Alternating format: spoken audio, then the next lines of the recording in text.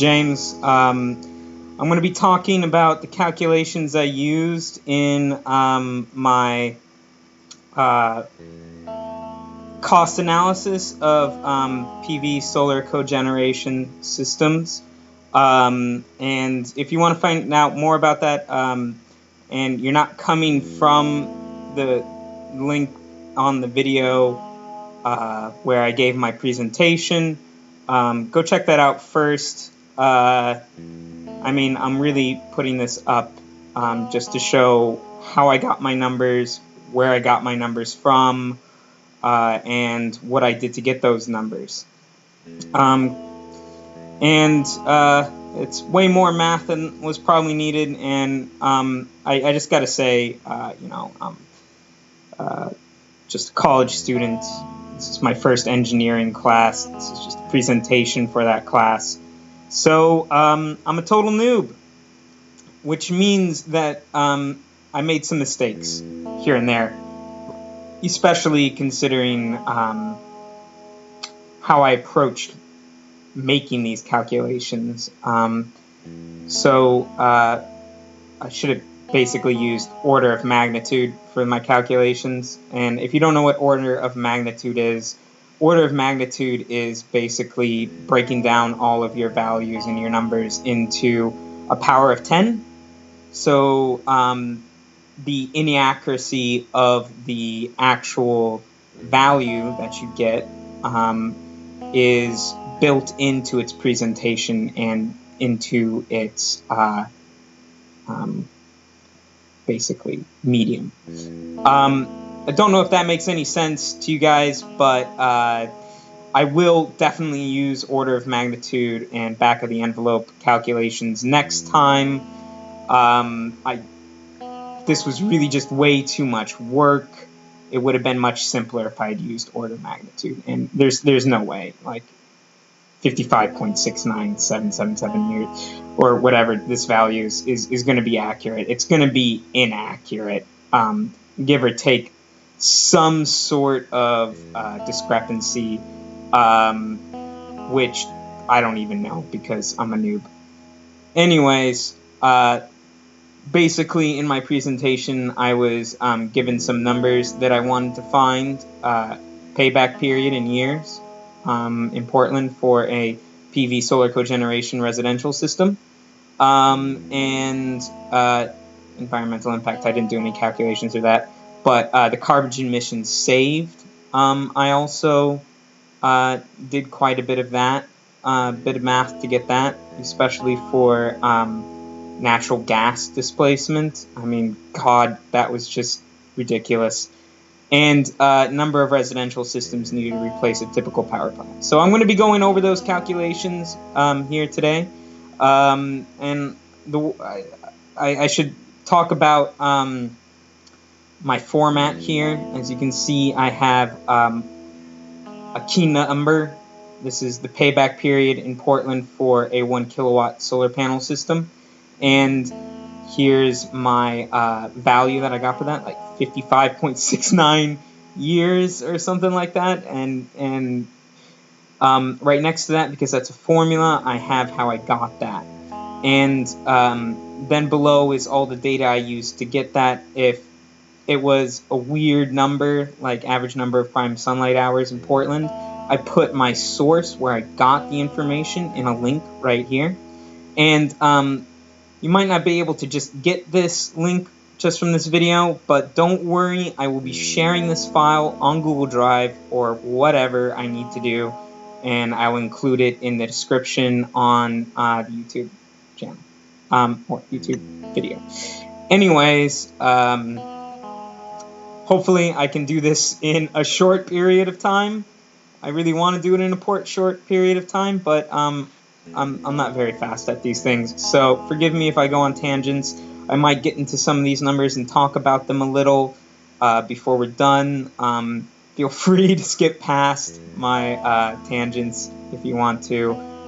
Just to remind you how to do that on YouTube, it's your arrow keys. Skip forward, skip back are their respective left and right arrow keys on the keyboard. So, getting into this, now that I've told you how to skip everything, I'm going to be working backwards. So I got this number, and I got this by dividing the cost of a 1 kilowatt solar system in Portland, which is $9,250. This is an average. I think the real cost was somewhere between $8,500 to $10,000. I got that from this link. It's not the first one that's just talking about just general solar systems. This is for PV solar systems because that's what this presentation was on, what my presentation was on. And this is also before tax credits and incentives.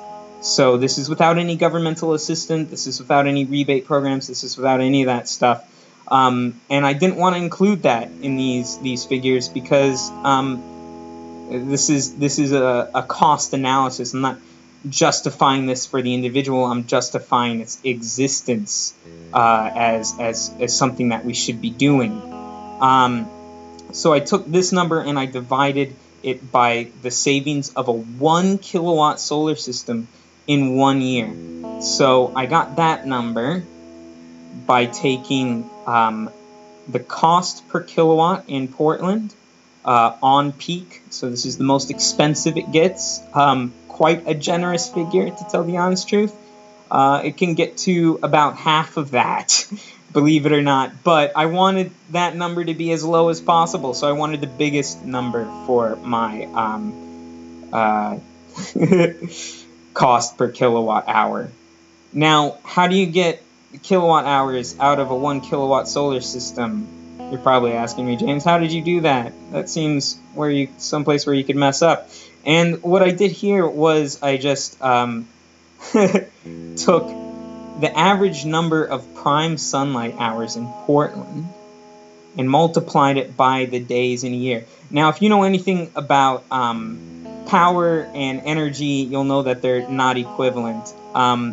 So 1 kilowatt hour, or a kilowatt hour, is equal to the kilowatts generated by a system over the period, or times the period of time.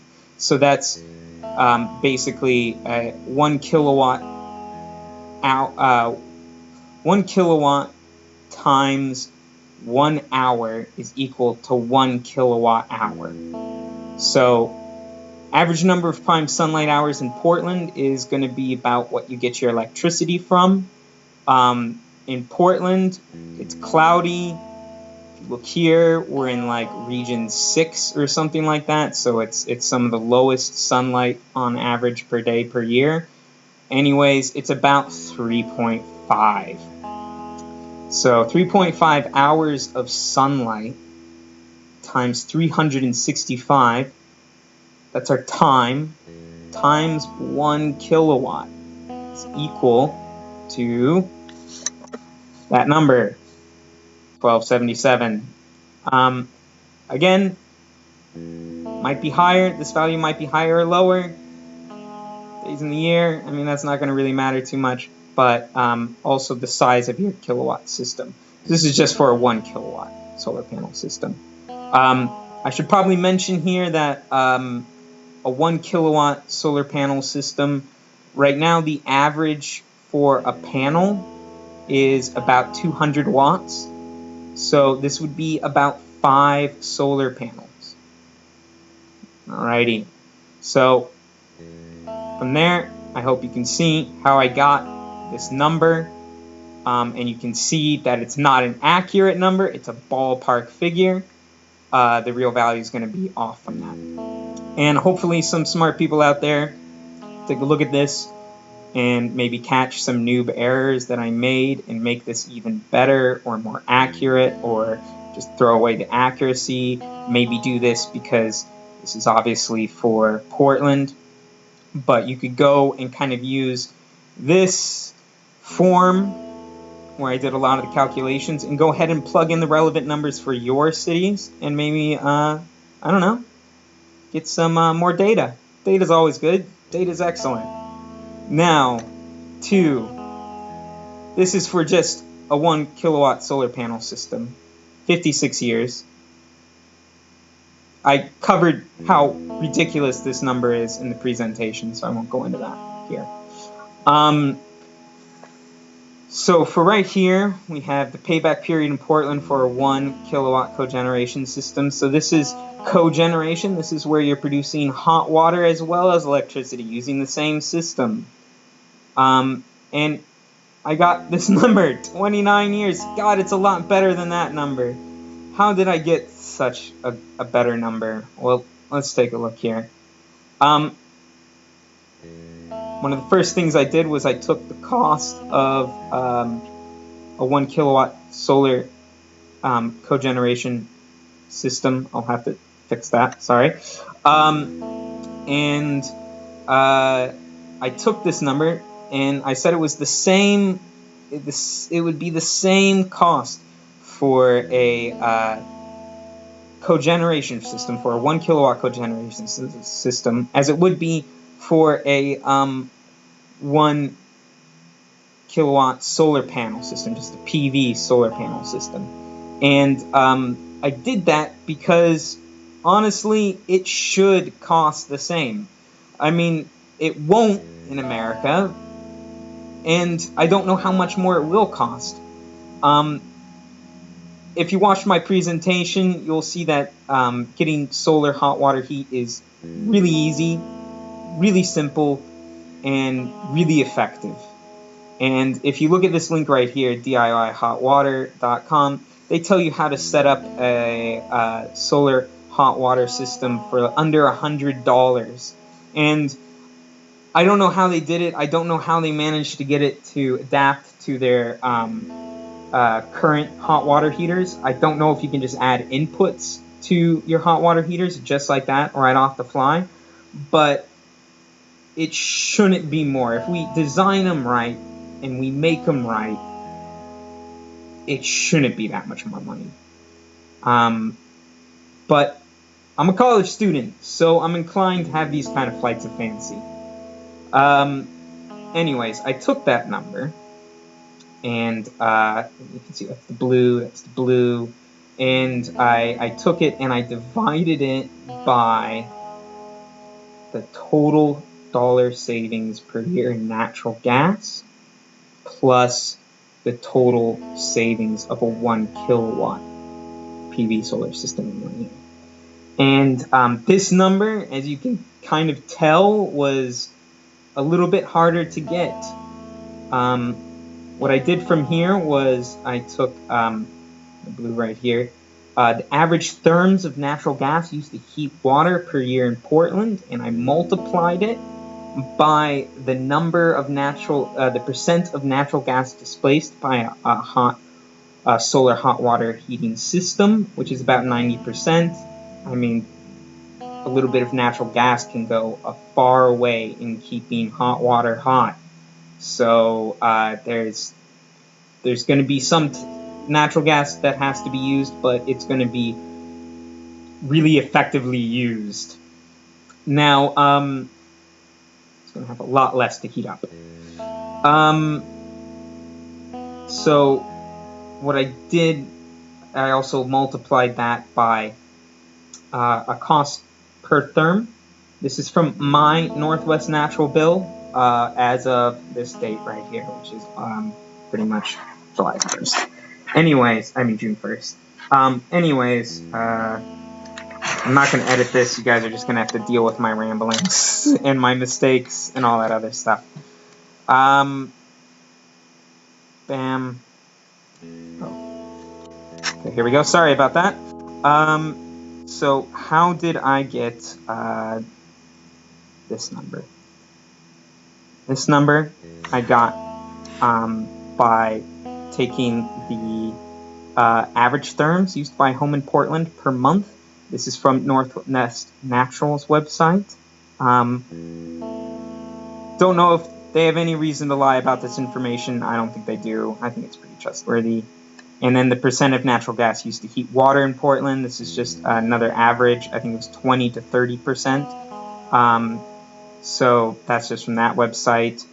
And we also have some numbers up here, which I also used, but not in any calculation of this number. Because I'm sure you're probably asking yourself this question. Well, that's great, James, but is that same sized solar system for a 1 kilowatt solar panel system going to be large enough to heat all that water? Well, that's a good question. And what I did was I found from here, PG&E, they said that the average number of hot gallons of water used by one person in a day is 20 gallons. And I said, okay, well, that's great. Now, for like an average home size of 3 people, I don't know if it's 3 or 4. I just chose 3 because I don't know a lot of people who live with a lot of other people. Anyways, so I found the number of watts in a 1 square foot solar panel. That's just an average number. I got that from ambassadorenergy.com. Don't know how reliable that is, but they gave me the information I wanted, which I appreciate. And I took 1,000 kilowatts, which is 1,000 watts. 1 kilowatt is 1,000 watts, and divided it by how many watts were in 1 square foot of solar panel. And I got how many square feet would be needed to have a 1 kilowatt system. So this is still pretty inaccurate. It could be like 100, it could be less than that.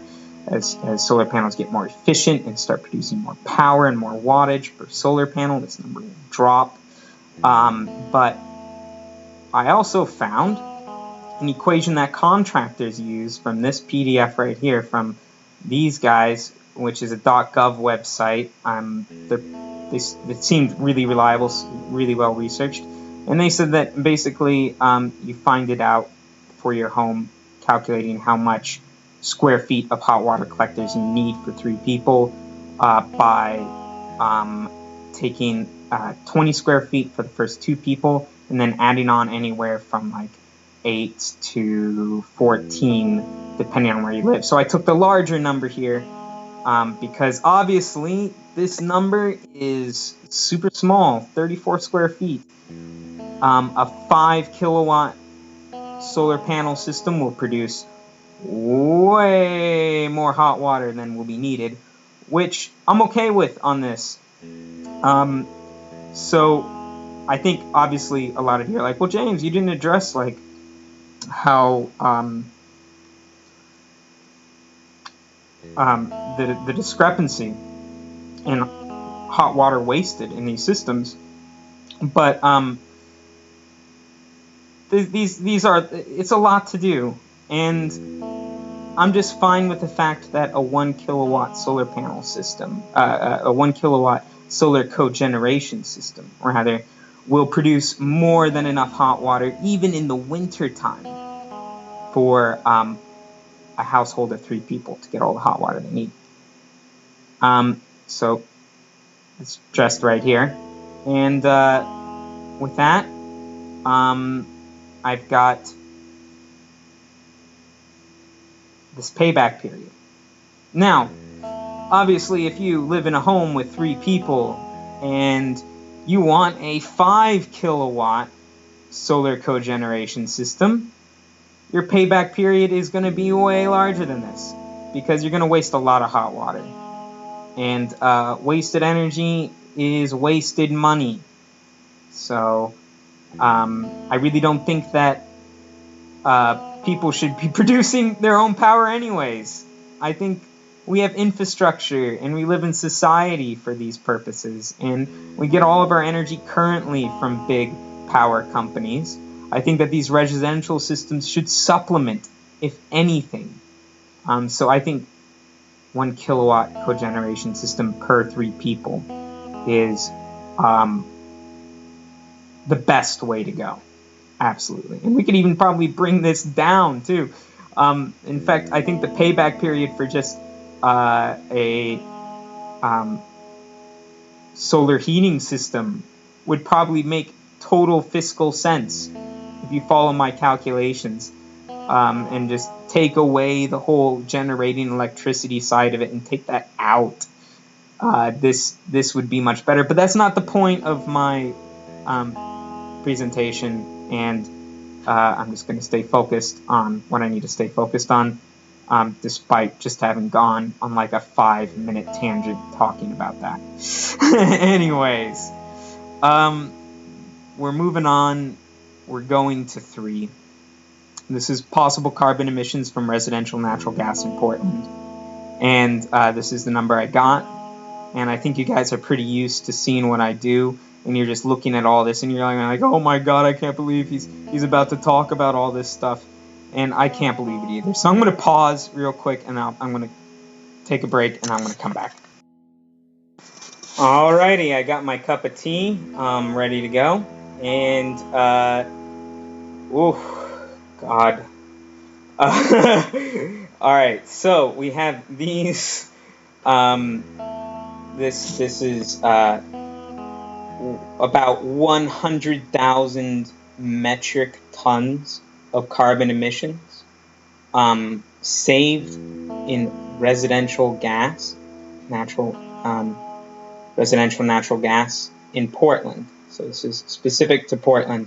And as you'll see, I had to go nationwide for some of these figures because they're quite hard to find.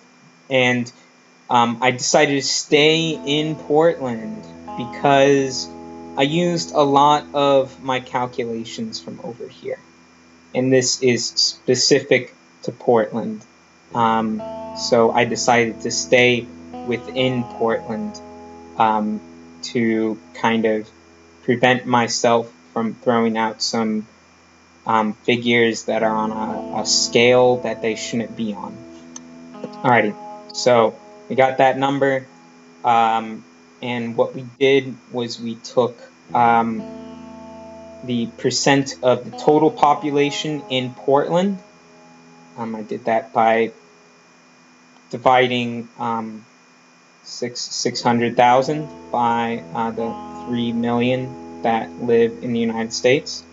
And I got this number. Oh yeah, I did that already. And that was this number multiplied by this number, which is carbon emissions saved if every household in the United States installed a 1 kilowatt system. Kilowatt system. I'm editing as I go. This is quickly devolving. Now, this number I got by, this is per 3 people right here. This is the total. So I got this number by multiplying the total if every 3 people in the United States had there was a 1 kilowatt solar cogeneration system per 3 people in the United States. And I basically multiplied that by the number of American residences that get natural gas. So I'm assuming an American residence has an average of 3 people. So the number of American residences that get natural gas is going to be basically the entire population of the United States divided by 3. So yeah, it's a big number. This is where we just go, God, if we're working in ballpark figures, I might have just hit a home run and just knocked it way out of the park. hopefully maybe some people can find some better data sets than I did and can improve on that. So speaking of that, let's go ahead and check out how I got that ridiculous figure. And what I did was I took metric tons saved per year by 3 people using a solar hot water heater. So that's metric tons of carbon emissions. And I multiplied that with the number of 1 kilowatt solar cogeneration systems per 3 people in the United States. So this one's pretty easy. This is what I was talking about. Total population divided by, it's be 20 right there, divided by 3. And this number I got by taking the annual pounds of CO2 emissions saved by a 1 kilowatt solar system per year. This is a bit complicated, I'll get into that, and number of pounds in metric ton, which I just got from Google. And, oh no, what did I do? There we go. And I got this number by taking the pounds of carbon emissions per 1 therm burned.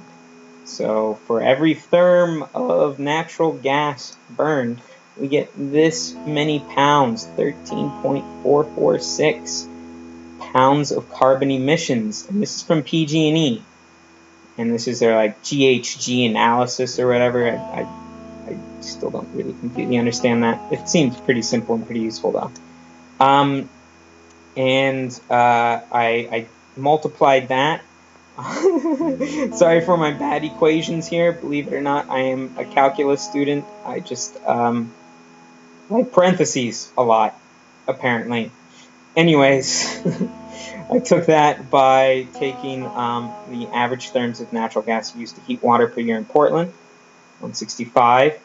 And obviously this is central to Portland, which is why I brought the number back down to Portland.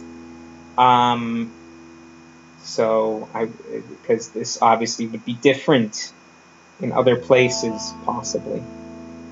Now, and I took that times the natural gas displaced by solar hot water heating systems. So basically, the total therms displaced by a 1 kilowatt solar cogeneration system times the amount of CO2 emissions.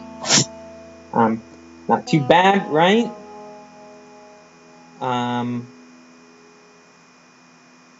Did I just see an error here? I've got 25% here. Oh, I didn't need this number in the end.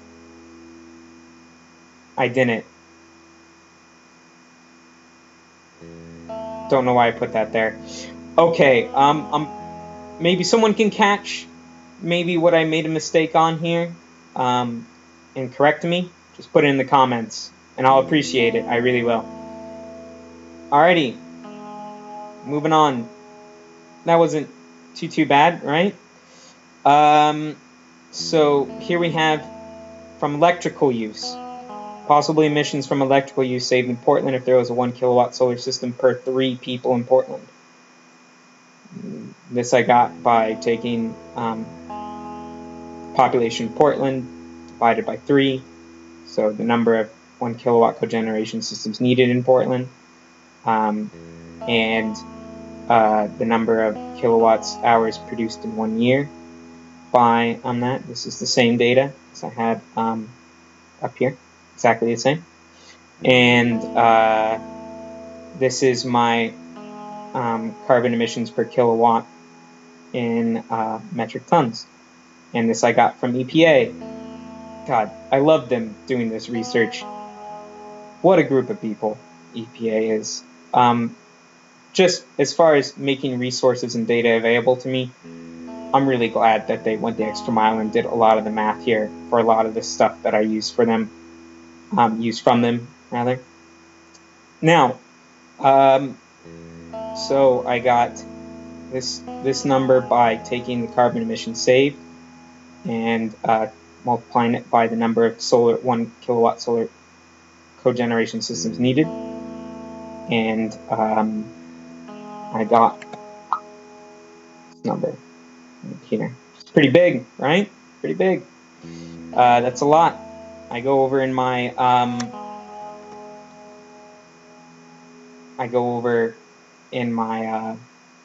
presentation just how big of a number this is, and it's horrible though, because this is a very small percentage of the total carbon emissions outputted in Portland, I'm sure, and a lot of that has to do with cars. So there you go. This is combined. This is basically just the carbon emissions saved from electrical use displaced, electrical kilowatt hours displaced by the 1 kilowatt solar cogeneration system, plus the displacement in natural gas. All right, hopefully that makes sense to you guys. If not, leave a comment and tell me what I can do to improve my communication abilities, because I'm sure they need improvement. Now we have last one. Oh God. Number of 1 kilowatt solar cogeneration systems needed to replace 1 coal power plant in Portland. A ton.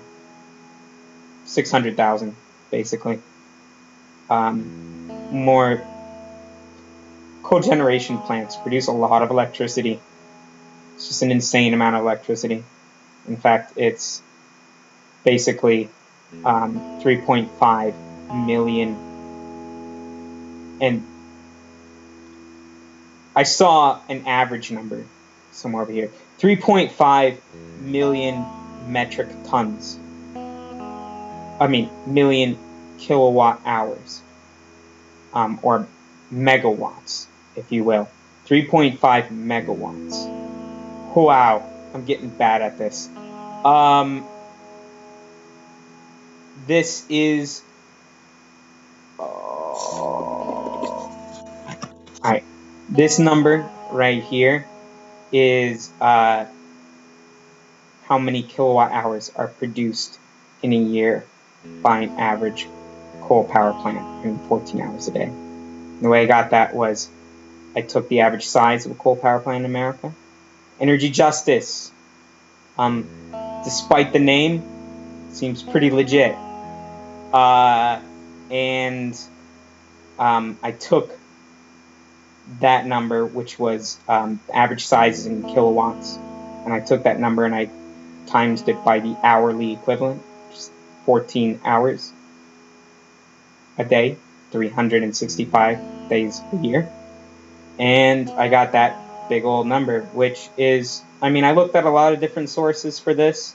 I couldn't find a lot of matching ones, so I just did some calculations on there just to get my own number and kind of show where I got that number from.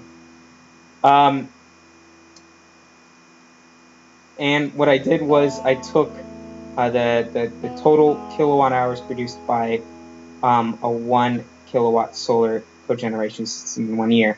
And obviously, this is all electricity that a coal power plant outputs, so this isn't going to be exact, but hey, 1/3 natural gas in kilowatt hours is about 30. That's physics, by the way, not a statistic. So if we just use that number and we multiply that by the number of the therms displaced in natural gas by the system we're talking about, gives me how many kilowatt hours are saved a year. And then that plus the kilowatt hour equivalent here. And I like looking at this too and saying, oh wow, so a 1 kilowatt hour, a 1 kilowatt PV solar system will produce this much kilowatt per hours per year. And a cheap, dumb, old solar hot water system produces the equivalent of this many kilowatt hours. I mean, look at that number. It's way bigger. It's like, I don't know, not 4, like 3.5 times the size of this number. Oh my God. Why are we messing around with electricity? Why aren't we getting all of our solar, our hot water from solar? Why do we even have just pure natural gas solar hot water systems? Is it because of fracking? Is it because we can get it for cheap now? I don't know. The world's complicated. I wish maybe someday I can find out. And if any of you know, tell me in the comments, please. I would love that. And moving on, I got this number again. Sorry, I lost track of what I was doing. By taking this number, divided by this number. This is, oh, why do I keep doing that? Sorry, everybody.